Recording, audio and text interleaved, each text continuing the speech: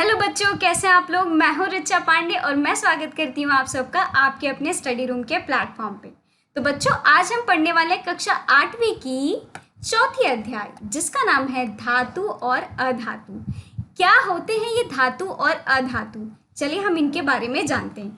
तो आज की क्लास को स्टार्ट करते हैं और जानते हैं कि आखिरकार धातु और अधातु होते क्या हैं। उससे पहले आप सबके लिए एक प्रश्न है। क्या है वो प्रश्न? क्या आप इन पदार्थों का नाम बता सकते हैं? ये जो आपको सामने दिख रही है गेट, या फिर ये जो आपको दिख रहा है, ये कौन से पदार्थ हैं? इन सब को जानने के लिए पहले आपको चैप्टर में घुसना पड़ेगा और जानना पड़ेगा कि आखिरकार धातु एवं अधातु क्या होते हैं, है ना। चलिए, अब बच्चों, जो धातु और अधातु होते हैं वो डिस्टिंग्विश किए जाते हैं उनके भौतिक गुण और उनके रासायनिक गुण। भौतिक का मतलब होता है बच्चों उनकी फिजिकल प्रॉपर्टीज, ठीक है, फिजिकल प्रॉपर्टीज। और रासायनिक का मतलब होता है उनके केमिकल प्रॉपर्टीज, ठीक है। भौतिक एवं उनके रासायनिक जो गुण होते हैं उन पे आधारित किए जाते हैं वो। समझ में आया? तो बच्चों, भौतिक गुणों में आपको देखने को मिलेगा जो धातुएं होती हैं वो क्या होती हैं, चमक उनमें होती है, लस्टरस जिसको हम कहते हैं इंग्लिश में, ठीक है। कठोरता आपको देखने को मिलेगी जिसे हम कहते हैं हार्डनेस, ठीक है। आघात वर्धनीयता जिसे हम कहते हैं मिलिएबिलिटी, ठीक। तन्यता जिसे हम कहते हैं डक्टिलिटी इत्यादि शामिल है। ये सारी चीजें आपको देखने को मिलेंगी किसमें? भौतिक गुणों में, ठीक है। चलिए, अब हम इन सारी चीजों के बारे में एक एक करके डिटेल में पढ़ेंगे जिससे आपको इन सारी चीजों का जो मतलब है, आखिरकार ये होती क्या है, ये सारी चीजें समझ आ जाए। समझ में आए? चलिए, अब बच्चों क्रियाकलाप है आप सबके लिए। पदार्थ की मिलिएबिलिटी जो पहली प्रॉपर्टी है हम उसको यहाँ पे देखेंगे, ठीक। एक एक्सरसाइज परफॉर्म करेंगे, उसके थ्रू देखेंगे कि आखिरकार मिलिएबिलिटी होती क्या है। तो बच्चों, आपको क्या करना है, यहाँ पे एक लोहे की कील ले लीजिए, एक कोयले का टुकड़ा ले लीजिए, समझ में आया, और एक मोटे एल्यूमिनियम तार का टुकड़ा ले लीजिए, एक पेंसिल की लीड ले लीजिए। आपको ये सारी चीजें लेनी है। आगे क्या करना है, लोहे की जो कील है बच्चों, लेकर उसे हथौड़ा द्वारा पीट दीजिए, ठीक है। लोहे की कील लीजिए और उसको हथौड़े से पीटिए, जोर से पीटने की प्रयास करिए। एल्यूमिनियम के तार पर भी जोर से आप उसको पीटिए, ठीक।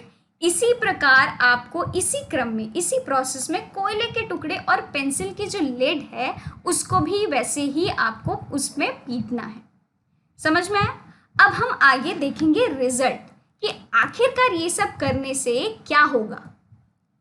तो बच्चों, ये सारी चीजें करने से आपको देखने को मिलेगा कि जो लोहे की कील और एल्यूमिनियम का जो तार है, पीटने पर उनका आकार परिवर्तित हो जाता है। तो यहाँ पे हमको फर्स्ट प्रॉपर्टी क्या देखने को मिल रही है बच्चों? मिलिएबिलिटी, कि आप अगर उस चीज को पीटेंगे, ठीक है, तो वो क्या हो जाएगी, वो अपनी शेप जो है वो आकार बदल लेती है। समझ में आया? यदि उन्हें अधिक शक्ति से आप पीटेंगे तो उन्हें आप क्या करेंगे बच्चों? शीट में परिवर्तित कर सकते हैं। जैसे आप लोहे की तार लीजिए या फिर लोहे का जो कील होता है वो लीजिए, अगर आप उसको जोर जोर से पीटेंगे तो आप देखेंगे कुछ देरी बाद उसका जो आकार है वो बदल जाएगा। तो ये हुआ हमारा फर्स्ट प्रॉपर्टी, ठीक है। लेकिन जो कोयला होता है बच्चों, या कोयले का जो टुकड़ा है या जो पेंसिल के लेड है, उसको आप जब पीटेंगे तो वो चूर चूर हो जाएगा। समझ में आया? तो इससे क्या निष्कर्ष निकलता है बच्चों? एल्यूमिनियम और लोहे में आघात वर्धनीयता मतलब मिलिएबिलिटी होती है, लेकिन कोयला और जो पेंसिल की लेड होती है बच्चों, उसमें आघात वर्धनीयता आपको देखने को नहीं मिलेगी। समझ में आया? चलिए, जान गए आप कि आखिरकार मिलिएबिलिटी जिसे हम कहते हैं आघात वर्धनीयता क्या होता है। अब हम इसके बारे में जानेंगे और डिटेल में। वो तो हमने एक्सरसाइज परफॉर्म की, उससे पता किया। अब हम इसके बारे में पढ़ेंगे कि आखिरकार वो क्या होता है। समझ में आया? धातुओं का गुण जिसके कारण उन्हें पीट कर शीट में परिवर्तित कर दिया जा सके, उन्हें हम कहते हैं बच्चों आघात वर्धनीयता। समझ में? उदाहरण मिठाइयों को सजाने के लिए उपयोग में लाए जाने वाले आप देखेंगे चांदी की जो ऊपर की जो सतह होती है मिठाई की, उस पर चांदी का ऐसे पतला सा आप देखते होंगे शीट जैसे उस पर रहती है। ठीक है, एल्यूमिनियम की जो पन्नी द्वारा खाद्य जिसमें हम खाना पैक करते हैं, ठीक है, खाना उसमें क्या रहता है बच्चों, गर्म ज़्यादा समय तक रहता है या फिर अच्छा फ्रेश रहता है, इसलिए हम एल्यूमिनियम फॉइल में जब कहीं दूर जा रहे हो सफ़र करते वक्त तो हम क्या करते हैं, खाने को बच्चों एल्यूमिनियम फॉइल में रैप करते हैं। ठीक है, उपयोग में आवश्यक जो है अवश्य परिचित आप होंगे। अधातुओं में क्या है बच्चों, जो आघात वर्धनीयता है वो नहीं होती। ये आपको प्रॉपर्टी देखने को मिल रही होगी कि जो धातुएं होती हैं उनमें मेलिएबिलिटी आपको देखने को मिलेगा, लेकिन अधातु जो होती है नॉन मेटल्स जिसे हम कहते हैं उसमें आपको मेलिएबिलिटी ये जो प्रॉपर्टी है ये देखने को नहीं मिलेगी। ठीक है, अब चलिए आगे बढ़ते हैं। आगे क्या है बच्चों, आप सबके लिए एक प्रश्न है। क्या है वो प्रश्न, क्या आप बिना प्लास्टिक या लकड़ी के हत्थे वाले जो गर्म धातु के पात्र जैसे पैन हो गया को स्वयं बिना आघात पहुंचाए क्या आप उसे पकड़ सकते हैं? जैसे कि कोई भी आप लीजिए पैन वगैरह लीजिए जिसमें जो उसके जो पिछला हिस्सा रहता है उसमें प्लास्टिक का या फिर ऐसे वुड का जो कोटिंग रहता है वो ना हो, तो क्या आप उसे वैसे पकड़ सकते हैं खाली फ्री हैंड में? नहीं पकड़ सकते। समझ में आया क्यों नहीं पकड़ सकते? क्योंकि आप जब उसको पकड़ेंगे तो वो गर्म तुरंत हो जाएगी। अगर जो प्लास्टिक का जो कोटिंग रहता है वो नहीं लगे रहेगी या फिर वुड का जो कोटिंग नहीं लगा रहेगा तो वो जल्दी गर्म हो जाती है। समझ में आया? तो चलिए इसके बारे में हम आगे बढ़ते हैं। तो लोहे की एक छोटी कील, कोयले का टुकड़ा, तांबे के तार, ठीक है, एक टुकड़ा और गंधक जिसे हम कहते हैं सल्फर, ये सारी चीजें आपको लेनी है। और इससे क्या करना है बच्चों, लोहे की कील की सहायता से विद्युत परिपथ बनाने का प्रयास करिए। विद्युत मतलब बच्चों क्या होता है यहाँ पे, इलेक्ट्रिसिटी। आपको क्या करना है, विद्युत परिपथ बनाने का आपको प्रयास करना है। उसमें विद्युत गुजर सकता है, ठीक है, या नहीं, आपको ये देखना है। फिर लोहे की कील की जगह कोयले के टुकड़े का इस्तेमाल करें। तांबे के तार और सल्फर जो है उसके साथ भी आपको यही एक्सरसाइज परफॉर्म करनी है। तो आपको बच्चों क्या देखने को मिलेगा कि जो लोहे का जो कील है और जो तांबे का तार है बच्चों, इस मामले में प्रकाश बल्ब जलता है। ठीक है, लोहे की जो छड़, कील और तांबे का तार जो होता है बच्चों वो सुचालक है। It's a good conductor of electricity. और जबकि जो सल्फर और जो कोयला है बच्चों बैड कंडक्टर है इलेक्ट्रिसिटी का। तो यहाँ पे क्या आपको देखने को मिल रहा है बच्चों, लोहे का जो तार है या फिर जो तांबे का जो तार है उसमें जो इलेक्ट्रिसिटी होगी बच्चों वो जल्दी पास हो सकता है। दैट्स वाई ये क्या है बच्चों, सुचालक है। It's a good conductor of electricity. लेकिन जो आपका सल्फर है या फिर जो कोयला है उसमें आप देखेंगे बच्चों इलेक्ट्रिसिटी पास नहीं हो पाती है क्योंकि it's a bad conductor of electricity. ये कुचालक है किसका, विद्युत का। समझ में आया? चलिए आगे बढ़ते हैं। उष्म तथा विद्युत जिसे हम कहते हैं हीट और इलेक्ट्रिसिटी के सुचालक। धातुएं उनसे विद्युत प्रवाहित मतलब कर सकती हैं और उष्म का चालन दिखा सकती हैं। जो धातुएं होती हैं बच्चों उनमें जो इलेक्ट्रिसिटी होती है वो इजीली पास हो सकती है और उष्म जो कि हीट है उसका जो कंडक्शन है वो आपको देखने को मिलेगा। अतः धातुएं उष्म और विद्युत की सुचालक होती हैं। जो धातुएं होती है वो क्या होती हैं बच्चों, इलेक्ट्रिसिटी जो गुड कंडक्टर होता है इलेक्ट्रिसिटी का। ठीक है, जबकि अधातु जो है बच्चों बिजली प्रवाहित जो है वो नहीं कर सकती, उसमें इजीली जो इलेक्ट्रिसिटी है वो पास नहीं कर सकती, इसीलिए उसे उष्म और विद्युत का कुचालक कहा जाता है। समझ में आया कि आखिरकार उष्म और विद्युत का जो सुचालक और कुचालक क्या है बच्चों। जो धातुएं होती हैं उसमें क्या होता है बच्चों, इजीली जो इलेक्ट्रिसिटी है या फिर हीट है उष्म तथा विद्युत पास किया जा सकता है। लेकिन जो अधातु होती है उसमें आपको देखने को मिलेगा they are bad conductors of heat and electricity. ठीक है, चलिए आगे बढ़ते हैं। अब देखिए बच्चों, अब हम जानेंगे धातुओं के दूसरे प्रॉपर्टी के बारे में जो कि है तन्यता, जिसे हम कहते हैं डक्टिलिटी। क्या होता है ये, चलिए जानते हैं।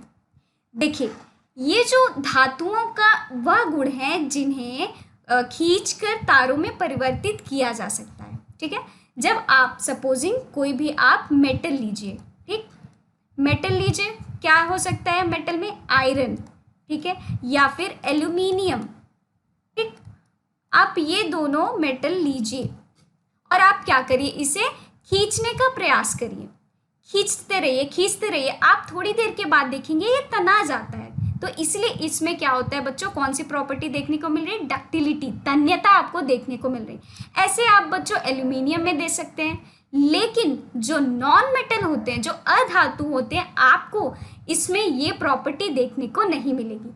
वो जैसे कि आप कोल ले लीजिए, ठीक है, कोल जो एक नॉन मेटल है, आप उसको अगर खींचने की कोशिश करेंगे तो वो बच्चों क्या होगा, वो टूट जाएगा, वो खिंचाएगा नहीं, उसमें तन्यता आपको देखने को नहीं मिलेगी, बल्कि वो टूट जाएगी।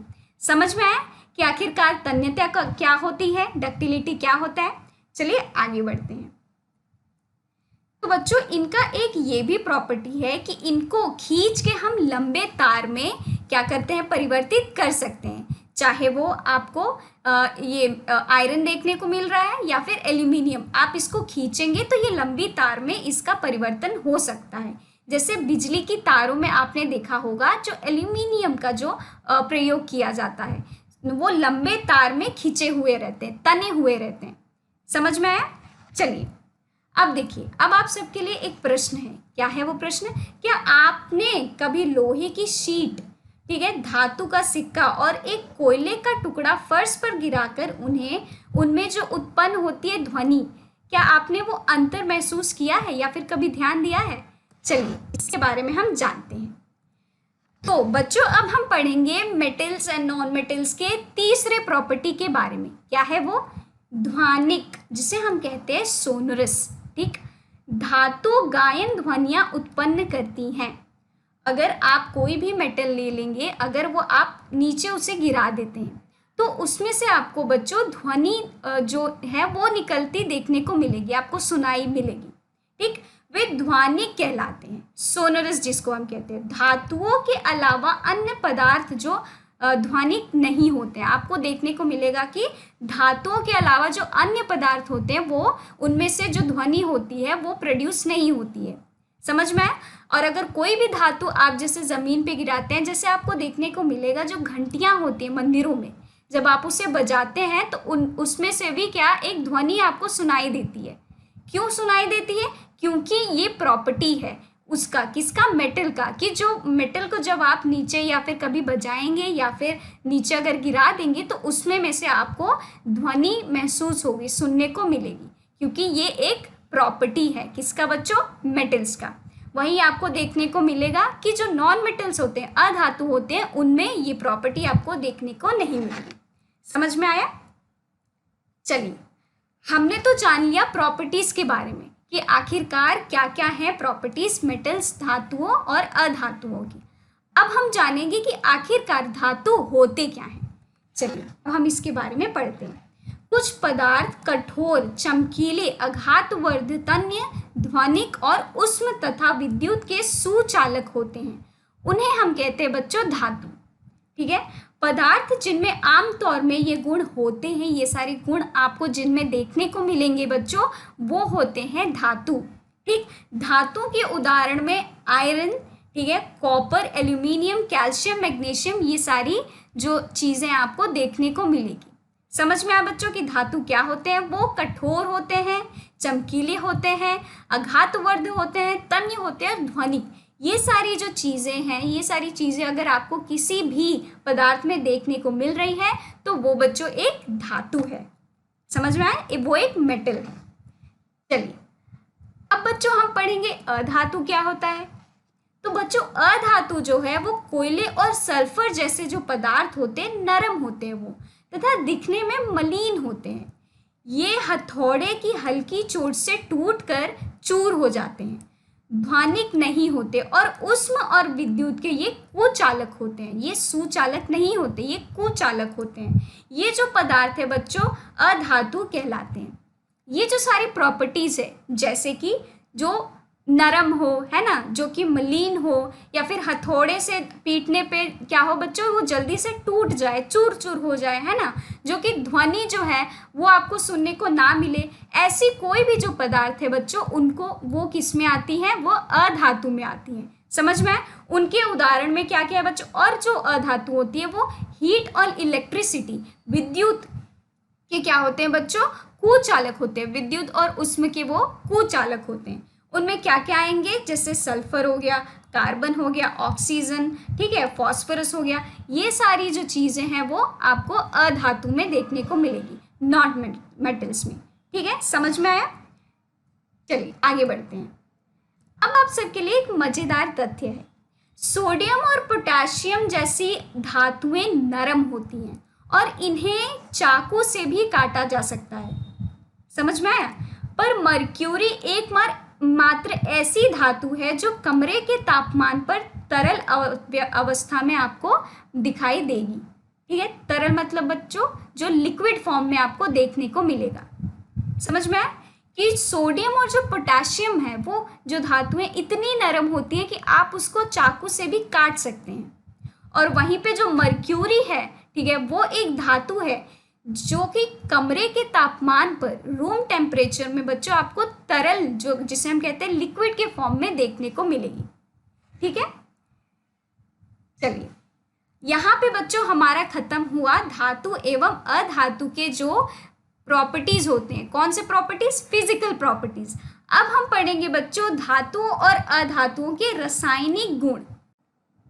चलिए अब हम जानेंगे बच्चों रिएक्शन विथ मेटल्स, ऑक्सीजन से अभिक्रिया, कि जब मेटल्स, ठीक है, जो मेटल्स होती हैं बच्चों, वो जब रिएक्ट करेंगी किसके साथ? ऑक्सीजन के साथ। ठीक है, तो वो क्या देंगी आपको? Metal oxides. समझ में आया कि जब मेटल्स रिएक्ट करेंगी ऑक्सीजन के साथ तो वो आपको देंगी मेटल ऑक्साइड्स। समझ में आया? चलिए जानते हैं इसके बारे में आगे। तो लोहे में जो जंग लगना, मैग्नीशियम रिबन का वायु में दहन, इन दोनों प्रक्रमों में आप देखेंगे ऑक्साइड बनते हैं। यह ऑक्सीजन से अभिक्रिया के उदाहरण हैं। ठीक है, तो देखिए Fe क्या हो गया बच्चों? इसका होता है मतलब आयरन, लोहा जो होता है। ठीक, जब लोहा क्या होगा? ऑक्सीजन और वाटर के साथ रिएक्ट करेगा, अभिक्रिया करेगा बच्चों, तो ये हमको क्या देगा? Ferric oxide. इसे हम जो कहेंगे फेरिक ऑक्साइड कहेंगे। ठीक है, अब वैसे ही बच्चों मैग्नीशियम जब क्या होगा? ऑक्सीजन के साथ जब अभिक्रिया करेगा तो वो क्या देगा बच्चों? Magnesium oxide. समझ में क्या देगा वो? Magnesium oxide. ठीक है, तो यहाँ पे आपने क्या देखा बच्चों कि ऑक्सीजन से जब अभिक्रिया होगा, धातुएं जब ऑक्सीजन के साथ रिएक्ट करेंगी, अभिक्रिया होंगे, तो वो हमें क्या देंगे? मेटल ऑक्साइड्स देंगे। जैसे कि आयरन के साथ जब हमने अभिक्रिया किसका करवाया? जब ऑक्सीजन और वाटर का करवाया पानी के साथ, तो हमें क्या मिला बच्चों? फेरिक ऑक्साइड यहाँ पे हमें देखने को मिला। समझ में आया? वैसे ही यहाँ पे हमने मैग्नीशियम को जब ऑक्सीजन के साथ करवाया तो हमें क्या मिला? Magnesium oxide.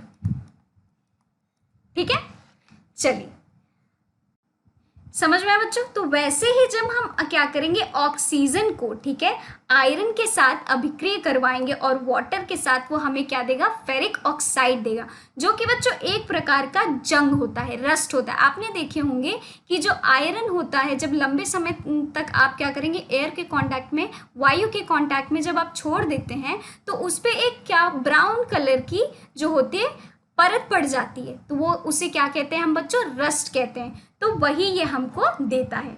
समझ में आया? यहाँ पे हमने क्या देखा बच्चों कि जब मेटल्स, जो धातुएं होती हैं, वो जब अभिक्रिया होती है किससे? ऑक्सीजन के साथ, तो वो हमें क्या देती है बच्चों? मेटल ऑक्साइड्स देती हैं। ठीक है, चलिए आगे बढ़ते हैं। तो आप सबके लिए एक प्रश्न है, ठीक, क्या कॉपर बच्चों, कॉपर में क्या जंग लग सकता है? तो इसको हमें देखने के लिए आगे बढ़ना पड़ेगा कि आखिरकार क्या कॉपर में जंग लग सकता है कि नहीं। चलिए जब आप क्या करेंगे बच्चों, कॉपर की जो बर्तनें होती हैं आपको क्या करना है, उनको लंबे समय तक क्या करना है, वायु के में ऐसे ही खुला छोड़ देना है। ठीक है, जहाँ कहीं पे भी खुला जगह हो आपको वहाँ पे कॉपर के जो बने हुए बर्तन हो वो रख देने, ऐसे ही खुला छोड़ देना है। क्या होगा बच्चों, लंबे समय के बाद आपको क्या देखने को मिलेगा, एक हरी सी परत उसके ऊपर जम जाएगी। यह जो पदार्थ होता है बच्चों, कॉपर हाइड्रोक्साइड, ठीक है, और कॉपर कार्बोनेट, इसका मिश्रण होता है। ठीक, वो जो हरी परत होती है आपको देखने को मिलेगी वो क्या होगी, कॉपर हाइड्रोक्साइड और कॉपर कार्बोनेट, इन दोनों का मिश्रण होगा। तो यहाँ पे आपको रिएक्शन देखने को मिलेगा। ठीक, जब आप कॉपर को वाटर, ठीक है, और कार्बन डाइऑक्साइड के साथ अभिक्रिया करेंगे और किसके साथ, ऑक्सीजन के साथ, तो आपको क्या मिलेगा बच्चों, कॉपर हाइड्रोक्साइड और कॉपर कार्बोनेट। समझ में आया कि आखिरकार जब हम कॉपर को लंबे समय तक क्या करेंगे, खुले में ऐसे छोड़ देंगे जहाँ पे आपको एयर कांटेक्ट मिलता रहेगा कॉपर के साथ, तो आपको एक हरी सी परत मिलेगी, और वो हरी सी परत क्या होगी बच्चों, कॉपर हाइड्रोक्साइड और कॉपर कार्बोनेट। ठीक, चलिए आगे बढ़ते हैं। अब कुछ क्रियाकलाप करेंगे। ठीक, जंग की प्रकृति का परीक्षण करेंगे हम। कैसे करेंगे, आइए क्या करते हैं बच्चों, आयरन जो है ऑक्सीजन और जल की अभिक्रिया के परिणाम स्वरूप बने जंग की प्रकृति की जांच करते हैं। ठीक, लगभग 1 चम्मच क्या करना है, जंग को आपको इकट्ठा करना है। ठीक है, और उसे थोड़े जल में घोल देना है। आप पाएंगे कि वह जो जल है बच्चों, आप क्या पाएंगे बच्चों कि वह जल में निलंबित के रूप में देखने को आपको मिलेगा। यहाँ पे बच्चों निलंबित का मतलब क्या है, वो सस्पेंडेड रहेगा। ठीक है, लटकन को अच्छी तरह क्या करिए, आप हिला दीजिए। ठीक, विलयन का परीक्षण मतलब सॉल्यूशन का परीक्षण क्रमशः लाल और नीले लिटमस पात्रों से आपको करना है। ठीक, यहाँ पे आपको देखने को मिल रहा है ये जो बीकर है, इसमें आपको क्या करना है बच्चों, आपको जंग इकट्ठा करना है और जंग को क्या करना है, पानी में आपको चम्मच से मिला देना है। ठीक, उससे थोड़ी देर के लिए आप क्या करिए बच्चे, घोलते रहिए। ठीक, आप पाएंगे कि वह जो जल है, ठीक है, सस्पेंडेड रूप में आपको देखने को मिलेगा उस बीकर में।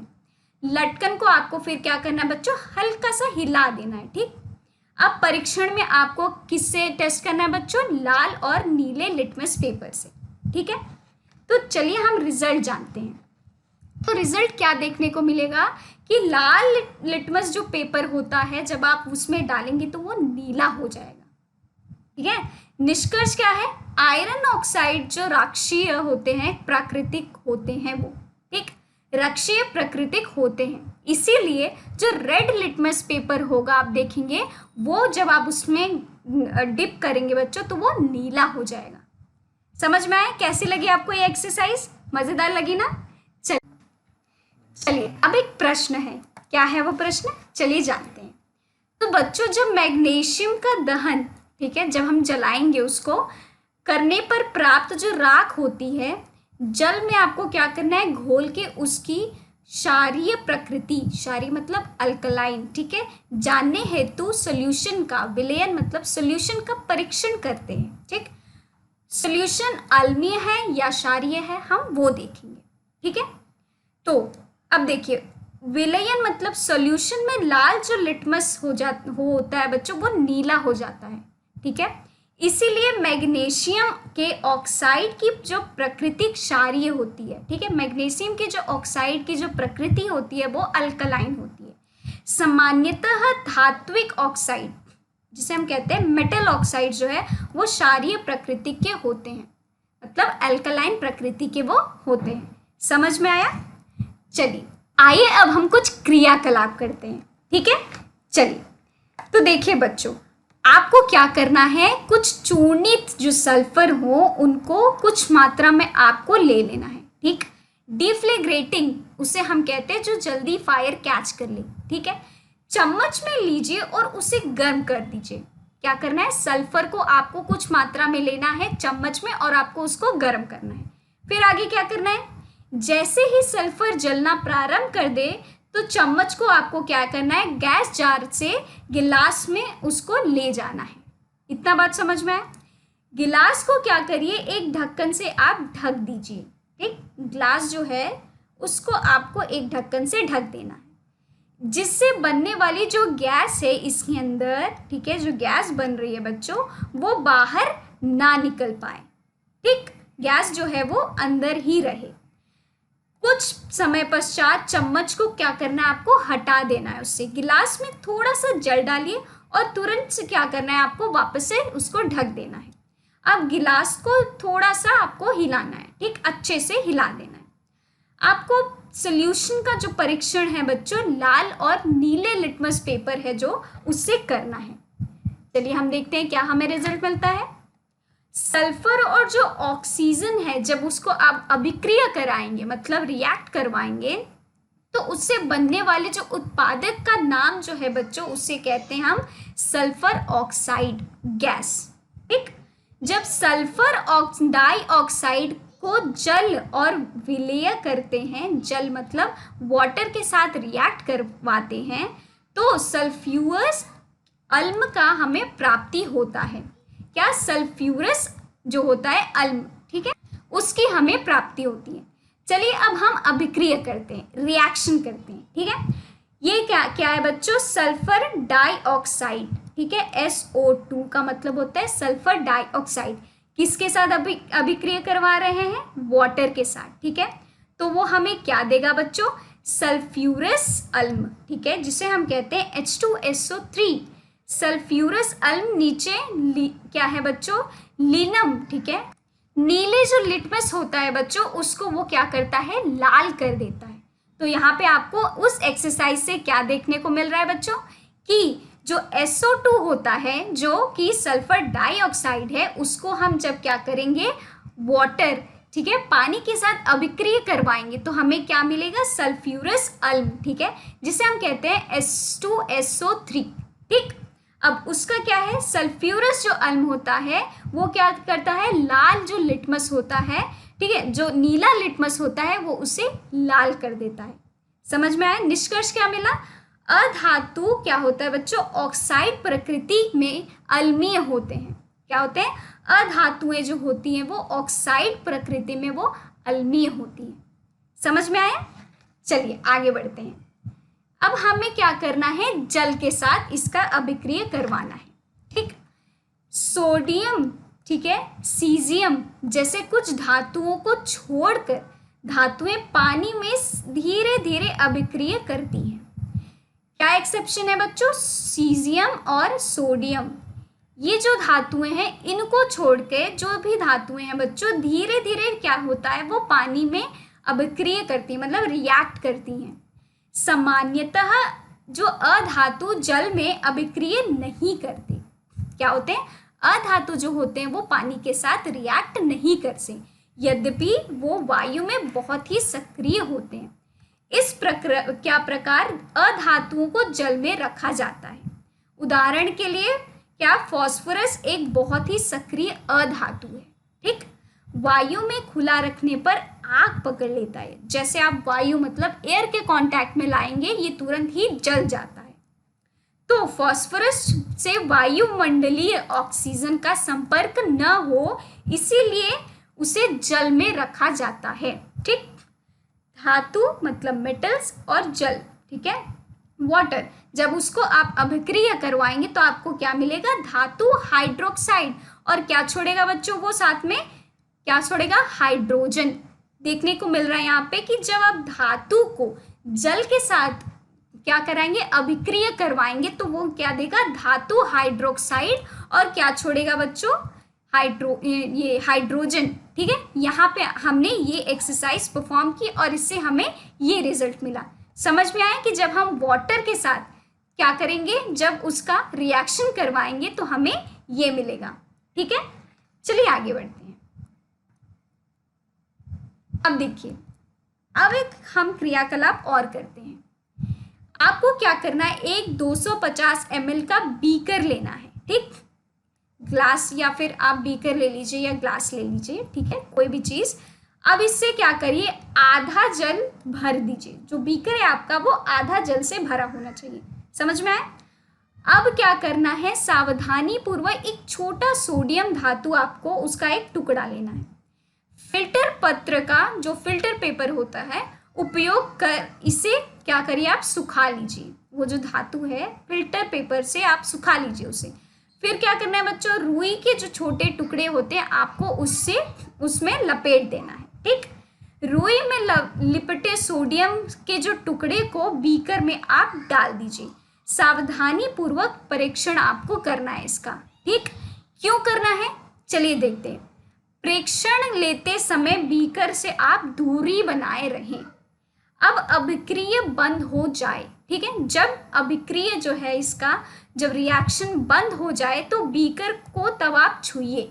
ठीक है, आपको क्या देखने को मिलेगा, क्या अनुभव देखने को मिलेगा कि क्या बीकर जो है वो गर्म है, ठीक है, या ठंडा है, या क्या कैसा है वो। ठीक है, आपको ये चीज़ यहाँ पे परफॉर्म करनी है, ये एक्सरसाइज परफॉर्म करनी है। और आपको कौन सा रिजल्ट मिलेगा, आपको ये देखना है कि ये जो बीकर है क्या वो गर्म है या फिर ठंडा है, ठीक है, या फिर नॉर्मल है, वो चीज़। ठीक, तो सॉल्यूशन का काला और नीले लिटमस पेपर जो होते हैं उससे आपको परीक्षण करना है। ठीक, और ये दिखाना है कि अम्लीय है वो जो सॉल्यूशन वो अम्लीय है या फिर क्षारीय है। ठीक, चलिए रिजल्ट जानते हैं हम कि आखिरकार क्या है वो। जब आप क्या करेंगे, बीकर को जब छुएंगे तो गर्माहट आपको महसूस होगी।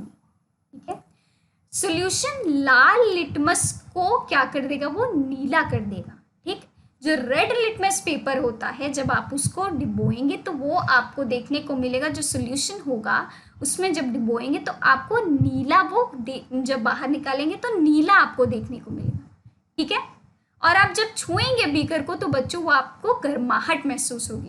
क्या निष्कर्ष है, सोडियम जो धातु होते हैं अत्यधिक क्या होते हैं बच्चों, क्रियाशील होते हैं, मतलब हाईली रिएक्टिव होते हैं वो। ठीक, ये ऑक्सीजन और जल के साथ तीव्रता से अभिक्रिय हो जाते हैं, बहुत ही जल्दी जो है वो रिएक्ट करते हैं। अभिक्रिया में बहुत अधिक गर्मी उत्पन्न होती है। जब वो रिएक्ट करते हैं बच्चों तो बहुत ही ज़्यादा गर्माहट वो क्या करते हैं, प्रोड्यूस करते हैं। ठीक है, उत्पन्न करते हैं। तो प्राप्त जो सॉल्यूशन है प्रकृति क्षारीय होती है। ठीक है, अल्कलाइन होती है। ठीक, अम्लीय नहीं होती, वो क्या होती है, क्षारीय होती है। समझ में आया? अब चलिए, अब एक बुद्धिशीलता आप सबके लिए प्रश्न है, आप अपनी बुद्धि का उपयोग करिए। क्या है वो प्रश्न, सोडियम धातु को मिट्टी के तेल में क्यों रखा जाता है।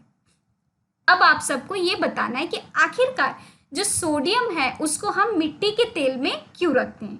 ठीक है, क्योंकि बच्चों अगर हम सोडियम को, ठीक है, ऐसे एयर के कांटेक्ट में रख देते हैं या मॉइस्चर को कांटेक्ट में रख देते हैं तो वो क्या हो जाएगा, जल जाएगा। क्यों बच्चों, क्योंकि जो सोडियम होता है, ठीक है, जो सोडियम है वो हाईली, ठीक है, हाईली क्या है बच्चों, रिएक्टिव। ठीक, बहुत ही जल्दी वो रिएक्ट करता है। इसीलिए जब वो किसके कांटेक्ट में आएगा बच्चों, ऑक्सीजन के कांटेक्ट में आएगा और मॉइस्चर के कांटेक्ट में आएगा तो बच्चों वो क्या हो जाएगा, वो जल जाएगा। इसीलिए, बस इसीलिए बच्चों हम क्या करते हैं, उसको मिट्टी के तेल में रखते हैं, केरोसिन में रखते हैं। समझ में आया? तो आप भी इसके बारे में ढूंढिए और भी अगर आपको कुछ इंटरेस्टिंग मिलता है तो आप मेरे साथ शेयर करिए। ठीक है, चलिए आज की क्लास को हम बच्चों यहीं पे समाप्त करते हैं। मिलते हैं नेक्स्ट क्लास में नए टॉपिक के साथ। तब तक के लिए आप धातुएं एवं अधातुएं पढ़ते रहिए, रिवाइज करते रहिए। उसके केमिकल प्रॉपर्टीज़ जो हमने आज पढ़े, उसके फिजिकल प्रॉपर्टीज़ जो पढ़े हैं, क्या होता है आखिरकार जो धातुएं और अधातुएं होती हैं, आप सबके बारे में रिवाइज करिए। ठीक है, तब तक हम मिलते हैं बच्चों नेक्स्ट क्लास में।